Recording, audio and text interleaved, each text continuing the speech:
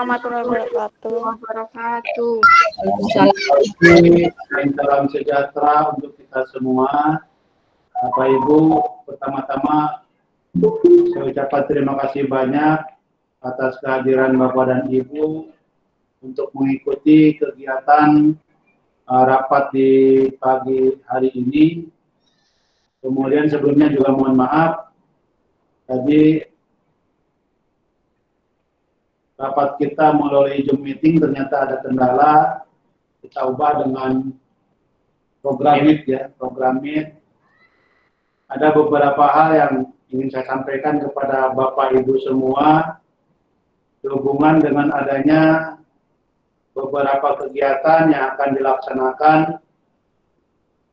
terutama kegiatan UKK, uji kompetensi, kemudian yang kedua itu ada kegiatan ujian akhir sekolah, dan yang terakhir memang rutinitas kita adalah ada kerja praktek industri. Menindaklanjuti ketiga kegiatan yang akan dilaksanakan ini segera melakukan persiapan-persiapan terutama untuk para KPK, dan kemarin kita sudah melakukan rapat internal Ketua KPK beserta Wakapurikulum untuk mempersiapkan kegiatan tersebut. Khusus untuk praktek industri sudah dijalankan. Terima kasih banyak Bu Susi sebagai Wakaphumas sudah mengantisipasi dan sudah berkoordinasi dengan industri maupun juga lembaga-lembaga yang lainnya hingga siswa kita yang belum praktek sudah bisa dilaksanakan dengan ketentuan yang sudah disepakati bersama antara SMK dengan dunia industri maupun juga lembaga-lembaga yang dimana siswa kita berpraktek. Bapak Ibu yang saya hormati, khusus untuk menghadapi kegiatan uji kompetensi, memang hasil diskusi kemarin ada beberapa kegiatan yang sudah dilakukan dengan adanya program sertifikasi siswa. Kemudian kita sudah usulkan kemarin, hasil kesepakatan dengan para KPK diusulkan kembali kepada Dinas Pendidikan Provinsi. Ternyata sampai sekarang masih belum ada jawaban, tetapi sinyal dari Kepala Dinas Cabang, saya tadi malam berkoordinasi, beliau sudah menghubungi kasih kurikulum, kemungkinan besar tetap harus dilaksanakan, tapi belum ada kesimpulan final. Khusus untuk TKJ tetap akan melakukan uji kompetensi langsung tatap muka. Nanti tinggal Bapak Ibu mempersiapkan segala sesuatunya yang berhubungan dengan kegiatan tersebut. Bapak Ibu yang saya hormati, kegiatan UKK itu akan dilaksanakan tanggal 15 Februari sampai dengan tanggal 15 Maret. Tinggal Bapak Ibu para KPK memilih waktu mau di bulan Februari kah atau mau di bulan Maret kah.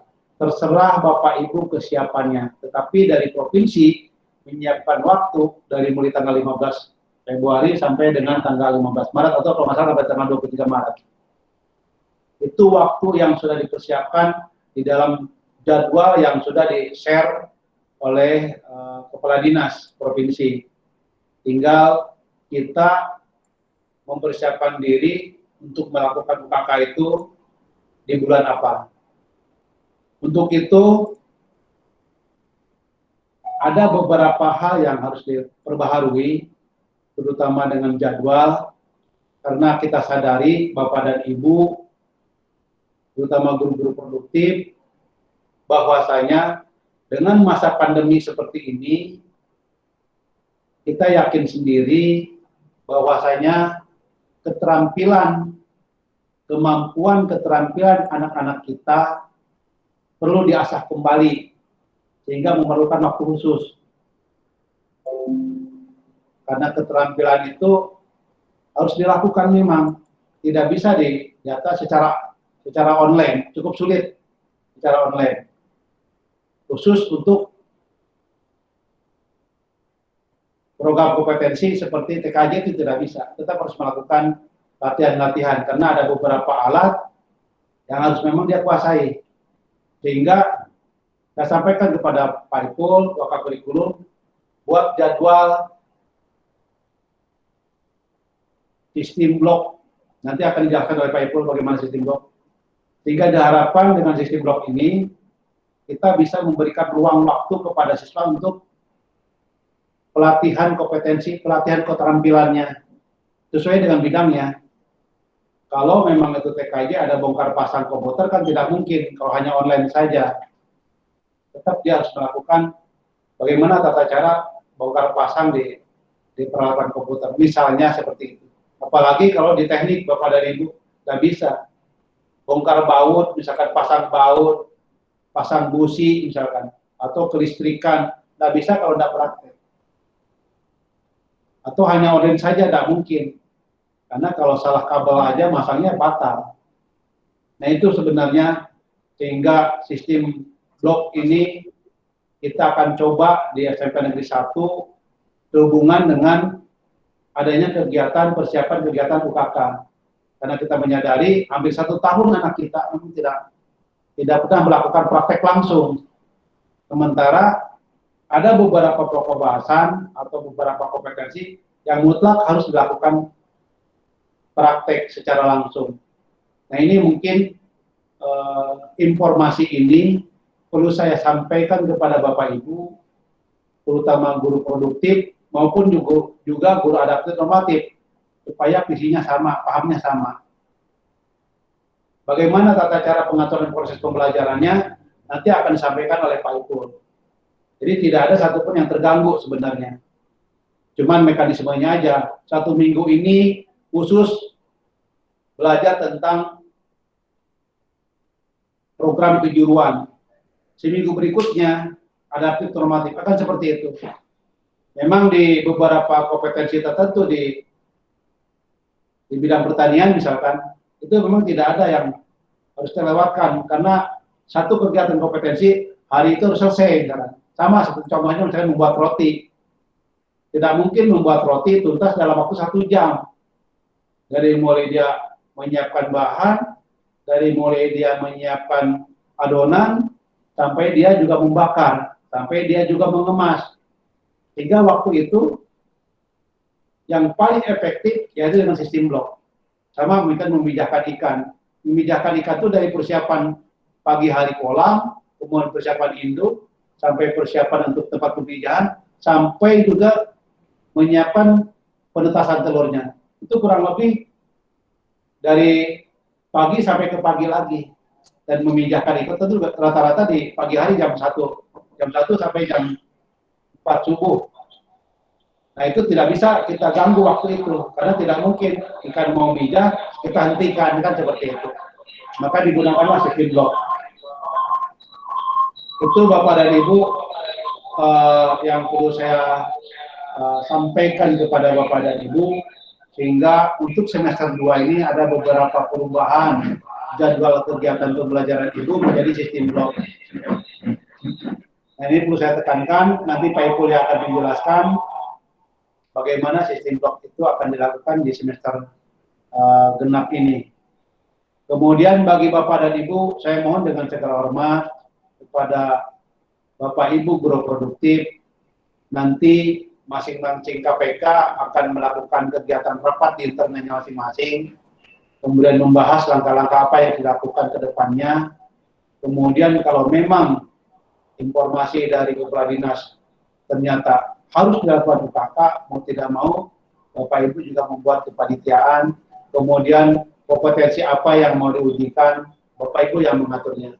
Nah, pada saat Bapak Ibu sudah menentukan kompetensi A yang akan kita lakukan uji UKK-nya, maka persiapan selanjutnya adalah ada beberapa waktu ini dari mulai Februari sampai Maret ini Bapak Ibu mempersiapkan. Karena pada saat diuji kompetensi siswa kita tersebut, bukan hanya dari kita tim pengujinya, tetap kita menggunakan tim penguji dari internal dan eksternal. Nah, eksternal ini yang harus kita pahami bersama, dia akan mengikuti apa yang dilihat, apa yang dikerjakan siswa, ya sesuai dengan apa yang telah disepakati bersama di dalam proses penilaiannya. Untuk itu perlu dipersiapkan sedemikian rupa oleh Bapak dan Ibu, jangan sampai pada saat dites anak tidak tahu apa-apa. Saya katakan sama Bapak Ibu kemarin di rapat, jangan sampai siswa kita begitu dites karena tidak pernah melakukan praktek sama sekali, mau memasukkan atau menghidupkan komputer aja dia tidak ngerti. Jangan sampai seperti itu. Apalagi di dalam proses bongkar pasang, itu kan tetap harus ada aktivitas tangan kita, psikomotorik namanya. Karena kalau uji kompetensi, itu ada 3 faktor memang yang dilihat. Satu psikomotorik, yang kedua afektif, kemudian adaptifnya juga. Jadi ada kepribadiannya juga dilihat, bagaimana cara dia memegang obeng kah, kemudian bagaimana tata cara dia mengerjakan membuka baut dengan benar, pemahamannya juga benar. Nah, hal-hal semacam itu yang akan nanti dilihat di UKK kalau UKK itu dilakukan secara langsung. Ya. Karena memang ada beberapa yang memang tidak bisa dilihat secara online. Kalau online mungkin bisa saja, terutama lebih banyak di pengetahuannya. Tetapi keterampilan fisik, terutama yang berhubungan dengan teknik, itu cukup sulit. Hal lain, Bapak Ibu, waktu pembelajaran kita memang cukup singkat. Bapak Ibu mengajar dari jam 8 sampai jam 11. Jam mata pelajaran itu juga mungkin cuma 1 jam. Saya ulangi lagi kepada Bapak dan Ibu. Pilih materi-materi yang Bapak Ibu ajarkan, itu yang memang sangat penting untuk kompetensi anak-anak kita, untuk membekali kompetensi anak-anak kita. Dari 8 kompetensi yang menurut Bapak Ibu ini yang paling utama, itu yang dilakukan dulu, itu yang terus diulang hingga anak itu betul-betul menjadi mahir. Jangan sampai ada beberapa hal memang penting semuanya, mungkin menurut Bapak Ibu penting semuanya, tapi dengan kondisi waktu yang ada, dengan cukup 1 jam di dalam proses pembelajaran online, itu tidak memungkinkan semuanya bisa tersampaikan. Jadi tidak lagi mengejar, saya harus menyelesaikan LPP, tidak seperti itu. Sampaikan kepada siswa apa yang menurut Bapak Ibu, itu yang sangat penting. Oh penting semuanya Pak, cukup nggak waktunya? Dan apa benar ini akan menjadi manfaat di kehidupan anak-anak, terutama untuk anak-anak menghadapi dunia kerjanya. Jadi ada 3 yang kita utamakan. Yang pertama kita mempersiapkan siswa itu kerja, Bapak ya. Bukan dulu masuk perguruan tinggi. Kalau anak itu masuk perguruan tinggi, berarti yang kita kejar adalah nilai. Yang kedua, setelah anak itu sudah tidak juga masuk pekerjaan, baru dia berwirausaha, itu yang kita siapkan. Yang terakhir baru Bapak dan Ibu mempersiapkan anak masuk perguruan tinggi. Itu pun semestinya siswa kita sesuai dengan kompetensinya yang ada atau sesuai dengan jurusannya. Nah ini program vokasi itu yang dipersiapkan. Kalau kita dulu mungkin mempersiapkannya bagaimana anak bisa masuk perguruan tinggi, kurang lebih seperti itulah. Sehingga yang dikejar semua ilmu masuk, kemudian semua harus nilai 9 dan 10 bila perlu. Nah ini ke depan Bapak dan Ibu banyak menitik beratkan kepada Bapak Ibu guru produktif, bagaimana Bapak Ibu mempersiapkan anak didik kita untuk menempati tujuan yang kedua ini. 1, bekerja, yang kedua wirausaha. Yang terakhir lah, baru ketiga. Apabila mentok, anak itu mau kuliah, ya itu sudah. Sehingga Bapak Ibu kalau sudah melihat tujuan kita 3 seperti ini, Bapak Ibu punya pandangan, kemudian Bapak Ibu punya tujuan, bagaimana tata cara proses Bapak Ibu mengajar, apa yang disampaikan. Itu yang kedua. Kemudian yang khusus untuk sertifikasi, udah, UKK sudah, kemudian PKL, nanti Bapak dan Ibu pada saat Bapak Ibu melakukan kegiatan pembelajaran, memang ada beberapa kelas yang sudah siswanya yang sudah praktek, ada yang juga belum. Ke depan mungkin mudah-mudahan ini Bapak dan Ibu, kita punya program yang sama. Andaikan ujian sekolah itu dilaksanakan di kelas 11, maka kegiatan praktek industri itu minimal itu kita laksanakan 6 bulan. Nah, kalau sudah praktek minimal dilaksanakan 6 bulan, bagaimana persiapan Bapak Ibu normatif adaptif? Sama, tinggal memberikan modul, kemudian di dalam modul ada tugas-tugas, ya seperti itu aja. Tapi tugas-tugas itu tidak memberatkan, ya. Tidak sampai satu pokok bahasan sampai 20 soal esai lagi. Tidak usah seperti itu. Ini kedepannya akan seperti itu. Kemudian kita, Bapak Ibu, jangan takut dengan perubahan, karena kita sudah sekolah vokasi. Jadi sekolah vokasi, kalau Bapak Ibu lihat di share yang pernah saya share dan sering saya share, bagaimana Mas Menteri mengatakan seperti itu, bahwasanya Ibu ajarkan menurut Ibu apa yang sangat penting bagi anak. Kemudian ubah cara-cara lama. Saya katakan kemarin ke Bu Emma maupun teman-teman, apabila anak itu perlu belajar di pasar nggak apa-apa. Kenapa? Karena anak jurusan pemasaran. Jam 3 subuh anak datangkan ke pasar Senaken. Apa yang dilihat? Apa yang kegiatan di pasar seperti apa? Sehingga anak punya pengalaman, oh seperti ini. Nah, nanti pulang dari pasar, Bapak Ibu guru tinggal meminta aja kepada anak-anak, apa kesimpulan kamu tadi berada di pasar mulai jam 1 atau mulai jam 2 malam sampai jam 4 subuh. Karena kegiatan di pasar itu sudah dimulai jam 1 itu. Dan itu langkah awal proses tawar-menawar antara pedagang, kalau penerima itu, antara petani dengan yang tukangnya tergulak, pengepul. Nanti dari pengepul akan disalurkan lagi ke pedagang-pedagang penyalur. Nah, itu cukup unik Bapak dan Ibu. Dan ini pernah nggak anaknya punya pengalaman seperti itu? Nah, itu ke depan itu akan seperti itu. Bapak Ibu yang lain juga sama. Mau belajar di luar, nggak usah di kelas terus Bapak dan Ibu. Keluar aja, ada normatif sama, keluar aja. Nggak masalah, karena memang akan seperti itu nanti ke depannya. Bagaimana ke depan itu siswa belajar dengan senang. Memang saya belum selesai kepada Bapak Ibu gerakan sekolah menyenangkan namanya GSM, dan ini sudah dirilis oleh direktorat. Kemudian saya juga sudah ikut pelatihan. Kemudian nanti akan saya jadwalkan khusus untuk sosialisasi GSM, tetapi saya pikir Bapak Ibu sudah mengikutinya karena kemarin sudah kasih link untuk Bapak Ibu ikut di dalam Zoom meeting GSM. Tapi saya pikir ya mungkin karena kita sudah banyak yang lebih paham mungkin, sehingga pada saat ada kegiatan Zoom yang kita berikan tuh sedikit sekali yang mau mengikutinya. Tapi mudah-mudahan Bapak Ibu bisa yang ikut Zoom meeting GSM sudah sedikit ada gambaran. Jadi ke depan seperti itu. Penilaian lebih banyak hasil dari refleksi siswa. Bukan lagi nomor 7, nomor 6, bukan lagi angka 7, angka 6. Tetapi bagaimana hasil refleksi siswa tersebut kemudian kita terjemahkan ke dalam nilainya. Jadi nilainya baik semua. Nah itu Bapak Ibu. Karena ya itu sama seperti tadi saya katakan.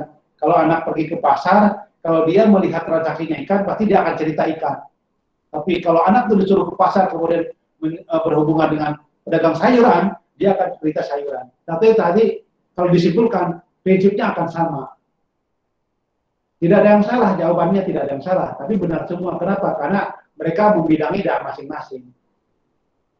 Nah, kadang-kadang kalau kita mungkin yang dulu-dulu, kalau kita menjelaskan kurang koma aja, kadang-kadang nilainya dikurangi zaman kita dulu. Ya. Kalau jawabannya kurang ini kurang pas, kenapa komanya kurang? Kalau ke depan biasanya tidak ada seperti itu. Jadi apa yang dilihat oleh anak represinya seperti apa, kemudian anak-anak menjelaskan hasil temuannya seperti apa, nah akan ke sana arahnya. Sama mungkin mohon maaf seperti matematika. Pada saat anak itu keluar dari ruangan, kemudian suruh mengukur luas bidang apa saja, ya mungkin dia kalau dapatnya bata, berapa luas bata? Kalau dia dapatnya batu, luas batu seperti apa? Kalau dia dapatnya pot, luas potnya berapa? Nanti akan masing-masing siswa akan berbeda-beda hasilnya. Tetapi prinsipnya sama. Siswa bisa menyelesaikan luas benda yang dia dapatkan. Nanti akan seperti itu. Sehingga variasi, tetapi hasil refleksinya justru akan menggambarkan kalau siswanya senang mengukur benda persegi 4, jadi akan cari benda itu. Begitu ke depannya Bapak Ibu. Jadi tidak usah di dalam kelas terus. Dan Bapak Ibu juga kalau sudah keluar kelas kan senang juga. Bapak Ibu tinggal melihat aja. Duduk di kursi, keliling-keliling, melihat anak-anak mengukur, kemudian apa yang diukur, silahkan. Mereka yang menentukan, bukan kita yang menentukan. Mereka maunya apa? Ketemunya bata, ukur bata. Ketemunya misalkan yang segitiga itu ya luas segitiga bahan itu apa, benda itu berapa. Nah itu akan kedepannya seperti itu. Mohon maaf aja juga mungkin nanti bahasa Inggris misalkan. Bahasa Inggris bawalah di halaman di depan kelas cerita tentang apa itu tanaman apa, namanya apa tanaman apa, tapi dalam bahasa Inggris. Kedepannya akan lebih banyak berkomunikasi ya. Karena ternyata itu yang sangat diharapkan di dunia nyata. Gitu. Banyak anak yang pintar menulis, tetapi tidak ngerti apa yang ditulis. Kan seperti itu. Nah sama seperti saya, Bapak Adik, contohnya. Kalau saya bisa bahasa Inggris, mungkin sudah keliling kemana-mana. Saya sudah dites beberapa kali, ayo sudah Pak Ujang ngomong bahasa Inggris, karena memang saya nggak bisa. Dan penyesalnya sekarang. Berangkat ke Perancis gagal, berangkat ke Brunei gagal, padahal itu program gratis. Ke Cina gagal, yang jadi hanya Korea sama Thailand aja. Itu pun membawa orang untuk penerimaan. Nah, ini kan sayang. Tapi kalau anak-anak sudah tahu aja, yang minimal komunikasi yang biasa sehari-hari aja. Nah, ini ke depannya akan seperti itu. Apalagi mungkin di sini juga ada tambahan bahasa Cina kah, bahasa dulu sudah saya sarankan kenalkan bahasa Korea itu banyak juga kesempatan anak-anak bisa di Korea. Bapak Ibu yang saya hormati, itu pembukaan dari saya, sehingga dengan sistem blok ini tidak ada yang berubah di dalam proses pembelajaran Bapak Ibu. Yang berubah itu adalah waktunya saja, yang seharusnya Selasa hanya satu kelas, mungkin sekarang tuh kok bisa full gitu. Karena nanti akan dibagi, Bapak Ibu guru yang ngajar hari Senin itu siapa saja. Nanti juga sama. Nanti minggu depannya lagi berubah lagi, akan seperti itu. Nanti yang jelasnya Pak Ipul akan menjelaskan, dan sistem blok ini memang efektif untuk kegiatan di SMK. Sehingga kegiatan-kegiatan yang diharapkan untuk lebih meningkatkan kompetensi siswa cukup mumpuni. Kenapa? Karena tidak terbatas oleh waktu. Andaikan si pembuat roti hari ini dengan jadwal yang ketat harus 2 jam, kemudian nanti setelah jam ketiga pindah mata pelajaran lain, udah sempat rotinya, udah sempat jadi roti, hanya adonan doang aja. Nah ini itu salah satu. Dan pada saat uji kompetensi itu tidak boleh, harus dari awal sampai akhir, sampai memang roti itu siap dipasarkan dan siap dikonsumsi. Ini Bapak dan Ibu dasar dari perubahan jadwal oleh Pak Ipul, karena kita memahami, terus terang aja, 1 semester kemarin, semester ganjil, tidak ada satupun siswa yang praktek secara langsung. Kita hanya lewat online saja. Online kebanyakan kan teori. Kemudian semester berikutnya juga sebelumnya, di semester genap, yang sebelumnya, di tahun 2019, itu juga tidak ada. Kenapa? Karena sudah masuk pandemi semua. Nah ini kita ada waktu sedikit, kita coba untuk melakukan kegiatan tersebut, jadwalnya kita ubah, kemudian waktunya mudah-mudahan bisa dimanfaatkan oleh Bapak dan Ibu guru produktif untuk mempersiapkan anak didiknya, minimal apa yang Bapak Ibu khawatirkan tentang kompetensi anak bisa dimulai dari sekarang. Kemudian tolong sampaikan kepada guru-guru produktif untuk mengembangkan dirinya, kemudian bersama-sama dengan KPK, terutama juga Bapak dan Ibu jangan lupa, Bapak Ibu guru PPK, minimal ada kegiatan sesuatu hal yang berhubungan dengan kewirausahaan, selalu berkoordinasi dengan KPK. Kenapa? Karena supaya visi dari masing-masing jurusan itu searah, sehingga tidak PPK ke A, kemudian KPK padahal punya program B, gitu. Harus sejalan, karena PPK, program kewirausahaan, mata pelajaran kewirausahaan merupakan penjabaran dari kegiatan apa yang ada di KPK-nya masing-masing. Ini yang bisa saya sampaikan. Kemudian selanjutnya, Pak Ipul akan menjelaskan tentang jadwal sistem blok bagi Bapak dan Ibu. Terima kasih Pak Ipul, silakan. Baik, terima kasih Pak.